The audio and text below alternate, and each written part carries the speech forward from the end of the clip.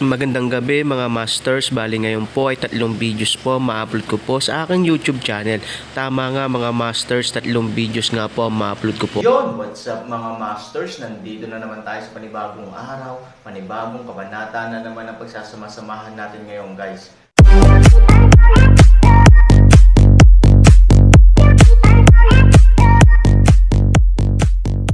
Bali mga masters, kung bago ka pa lang po sa aking YouTube channel, please click the subscribe button, lalong-lalo na po yung notification bell guys, para maging connected pa rin tayo sa isa't isa at maging updated kayo sa mga susunod ko pang video. Bali mga masters, bago natin umpisahan ng kwento ay mag-shoutout po muna tayo para sa mga solid nating tagapakinig. Shoutout sa 3 kong Sec Masters at Emperor na nag-join sa ating membership na sila Ambi Ende, Jubiner Lumag at kay John Mark. Dahil sila ay nag-join sa membership, maaari nilang mapakinggan ng advance ang kwento ni Daryl na naka-upload sa ating YouTube channel. Kaya sa mga gustong maging advance din ng pakikinig, mag-join na kayo sa ating membership mga master. Tulad nilang 3. Maraming salamat mga master. Yun na nga mga masters, no? Bali hindi na ito patagalin. In 3, 2, 1, let's go! Mga masters, baka pwedeng hindi tayo mag-skip ng ads. Salamat mga masters. Ang bagong yugto ni Daryl sa storytelling channel sa YouTube mapapakinggan. Ang bagong kabanata. At si Ganggang ay ngumiti. At si Queen Zilong ay napatingin kay Zubaji. Hinahantay nito na si Zubaji ay tumayo. Ngunit hindi na tayo si Zubaji sa mga oras na ito. At nang mapansin ni Queen Zilong ang hindi pagpansin sa kanila ni Zubaji, agad na ito nagsabi, "Maiwan na namin kayo mahal na Empress Ganggang." At sila ay naglakad na patungo kay Sec Master Marvin. Habang naglalakad papalayo sila Queen Zilong at ang Reyna kila Zubaji, si Ganggang ay mahinahon nagsalita sa mahinang tono. "Mahal kong asawa, ano ang ginawa mo? Binastos mo ang Reyna ng South Cloud at ang kanilang Empress na si Queen Zilong."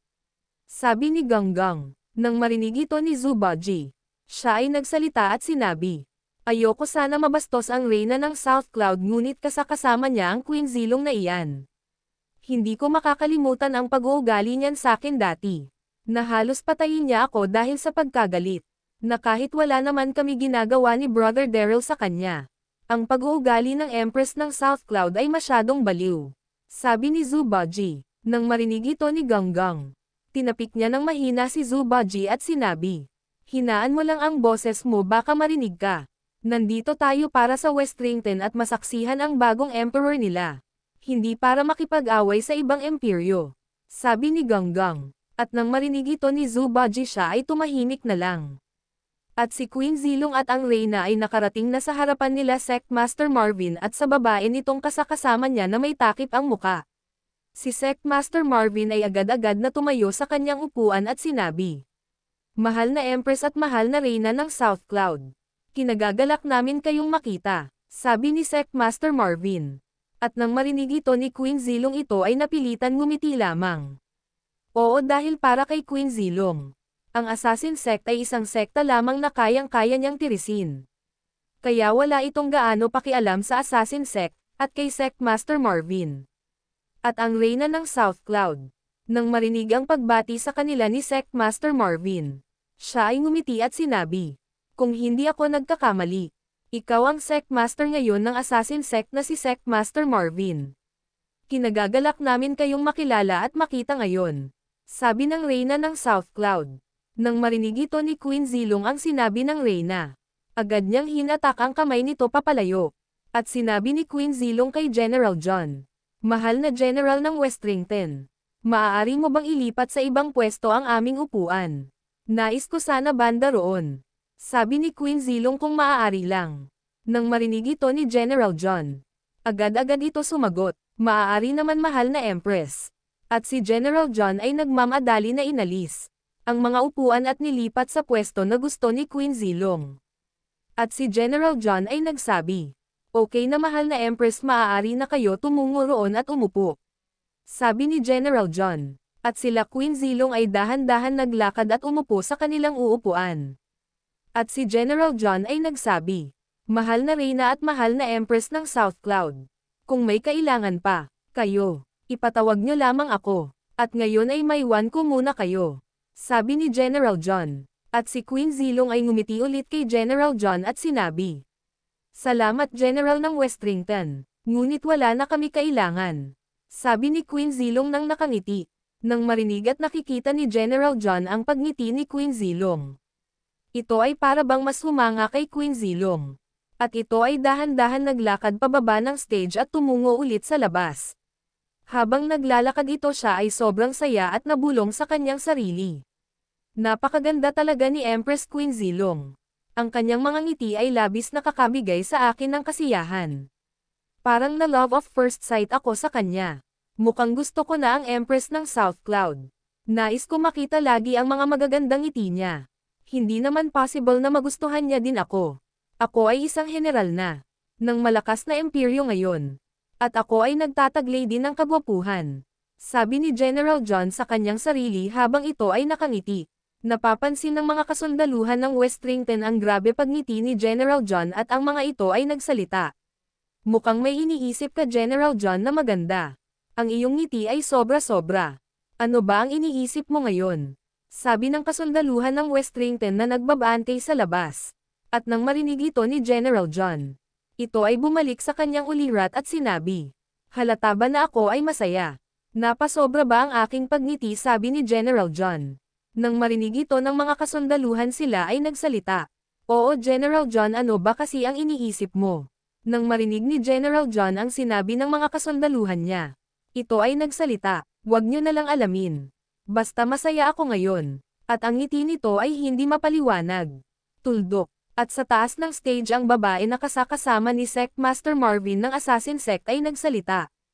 Brother Marvin, ang pag-uugali talaga ng Empress ng South Cloud ay masama. Hindi man lang tayo binigyan ng galang. Buti ay kasama niya ang Reyna ng South Cloud at ang Reyna ang nag-approach sa atin ng maganda. Kahit kailanman hindi ko naginosto ang Empress ng South Cloud sabi ng babae na nakamaskara. At si Sect Master Marvin ay nagsalita. Hayaan mo na. Tingin niya kasi sa ating sekta ay isang maliit lamang. Kaya ganon na lang ang kanyang pag-uugali sa atin. Hayaan mo na hindi ito ang oras upang patulan ang pag-uugali ng Empress ng South Cloud. Nandito tayo upang magkaroon ng mga kaibigan na iba't ibang mga sekta at mga imperyo. Sa ngayon, pagsawalang bahala muna natin ang South Cloud. Sabi ni Sect Master Marvin ng Assassin Sect. Maya-maya, tumunog na naman ang tambol. Bang! Bang! At sumigaw na naman ang kasundaluhan. Dumadating na ang imperyo ng Elysium Gate. Kasakasama si Sect Master Ambrose. Sigaw ng mga kasundaluhan. Ang isang general ng Elysium Gate ay nauuna sa dalawang karawahe na sinakyan nila Eunice, Lynn at Ambrose. Ito si General Loy. At sa likuran nito, libo-libong kasundaluhan ang sumusunod sa kanila. Nakikita ng mga tao ang mga kasundaluhan ng Elysium Gate. Sila ay labis ang paghanga sa mga kasundaluhan ni Ambrose.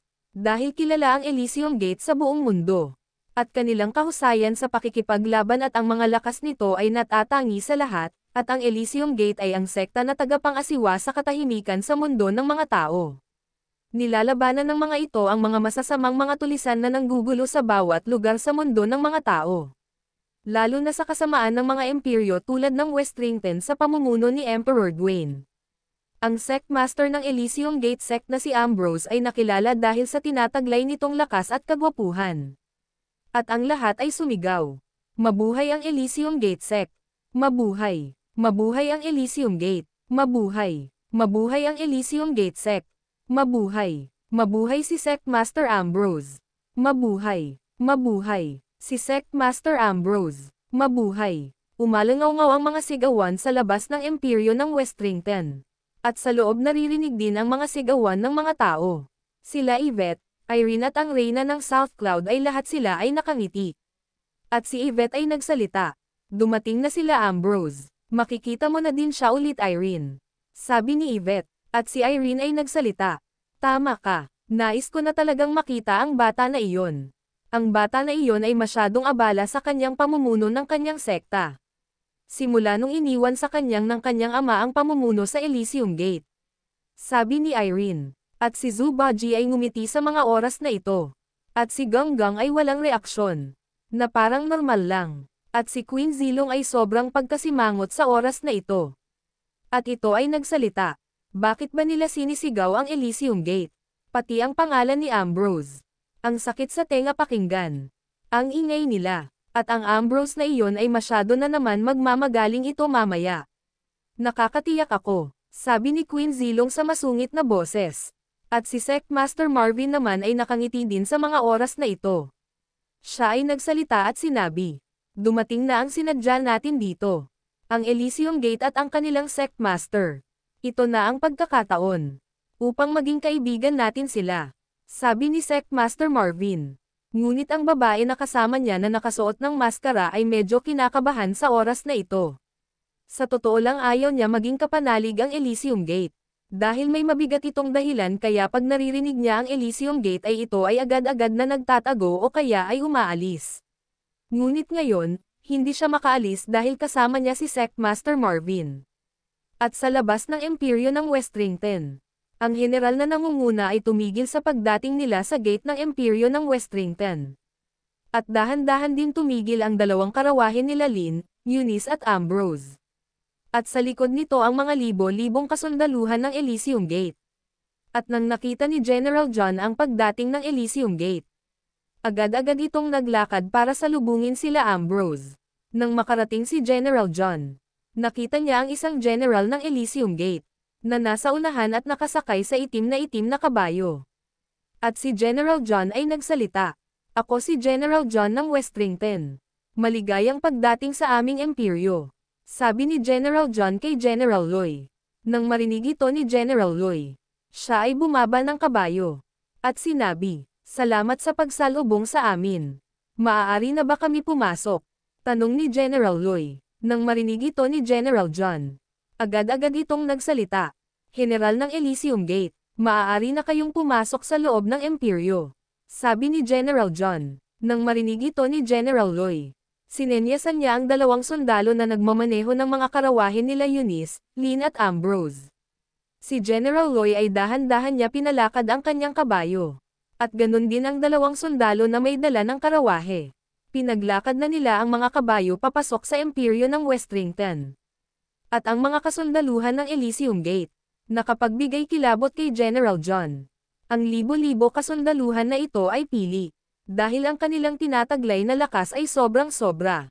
Hindi tulad ng mga kasundaluhan na aking nakasama na kumalaban sa kasundaluhan ng Westrington nung gabi na iyon. Ibang-iba ang kanilang spiritual na lakas. Sabi ni General John. Oo. Tama si General John. Ang kasama-kasama nila General Hameno nung gabi na tumungo sila sa imperyo ng Westrington. Ang mga kasundaluhan na iyon ay nagtataglay ng spiritual na lakas ngunit hindi ito gaano kalakas. Ngunit ang mga ito ay nagtataglay din ng kahusayan sa pakikipaglaban, kaya tiwala din si Ambrose na ang mga kasundaluhan na iyon ang ipasama kay General Hameno at General Loy, dahil din sa tinataglay na lakas ni General Loy at General Hameno. Kaya hindi nagdalawang isip si Ambrose na ang mga may sapat lang na spiritual na kasundaluhan ang pinadala sa Westrington. Ngunit si General Loy ay bumalik sa Elysium Gate ng gabi na iyon kasama si Lynn. Yun na nga mga masters, no? Bali panibagong kabanata na naman yung natapos natin ngayong gabi. Muli, maraming salamat po talaga sa walang sawang suporta po sa aking YouTube channel na talagang inaabangan nyo po ang bawat upload ko po.